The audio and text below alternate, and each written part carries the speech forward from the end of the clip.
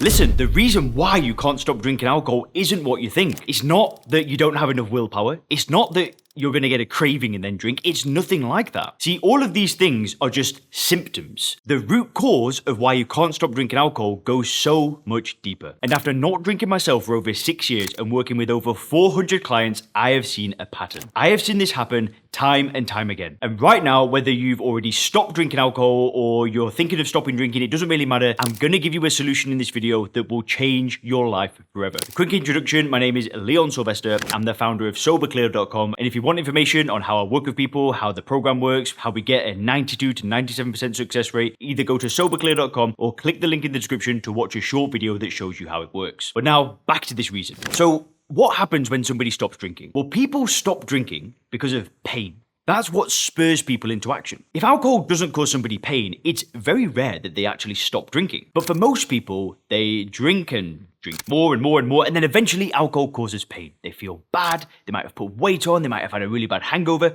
something bad happens, and it spurs them into action. I'm sure you can agree with that. So then, what happens next? Well, they might stop. They might stop for 2 weeks, they might stop for 2 months. And good things then start happening. Most people that stop drinking, they feel way better, they feel more energy, they feel, more clarity, they feel like they're getting fitter, relationships start improving, self-confidence starts improving, things just start moving in the right direction again. But then something happens. There's a roadblock. People get to a place when they're not drinking when things are pretty good. I've done this so many times. I've stopped for 2 weeks, for 2 months, and life's going well. And then one day, out of nowhere, this idea comes into my head. This thought just goes, boom, and it goes, Leon, life's going well now. You're doing great. You're fit, you're healthy, just things are going in the right direction. So Leon, why don't you have a drink? See, most of us think that we're going to start drinking again because we're in a bad place, right? Maybe, I don't know, something bad happens in our life and we want to escape those bad emotions with the drink, and that's what leads us back to drinking. But from my experience, that was never the case. I'd start drinking again because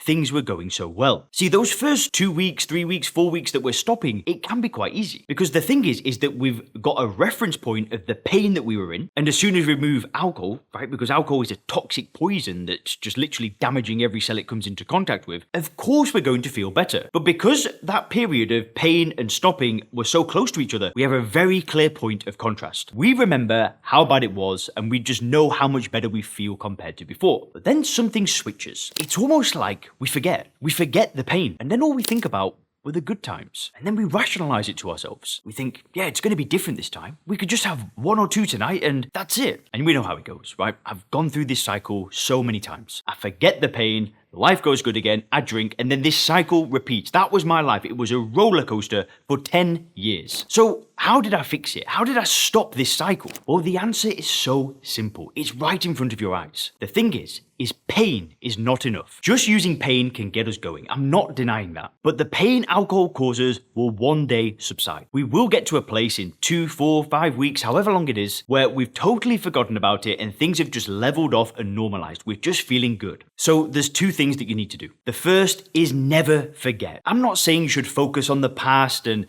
think about all the bad things that have happened, but just, you can't forget this pain. A good thing you can do is just journal, right? Just write down why you want to do this. And then later on in your journey, you can reflect on those reasons. For example, if you stop drinking because your wife doesn't like it and your wife's upset with you, and then a month down the road, she's happy again, that's when we can get this great idea to drink again. And because your wife's fine and everything's going well, you think, why not? But then if you look back at your list and you remember, oh wait, like it was just a month ago and she was on the verge of leaving me, it can just snap you out of it. But the problem is the pain is not enough. See, the real solution to all of this is having a conversation with yourself and getting real. And really asking yourself, are you going to achieve the life that you want with alcohol in it? I know without a shadow of a doubt, there is no way I will live the life of my dreams when I drink. I won't have the business I want, I won't have the health that I want. Nothing will happen if I continue drinking. So now, rather than me running away from the pain that alcohol caused, now there's almost a future pain of my decision to drink in the present moment. If I drink, I'll never reach what I want tomorrow. And that's why having a vision for your life, knowing what direction you want things to go in, is so important. It can't just be about stopping drinking because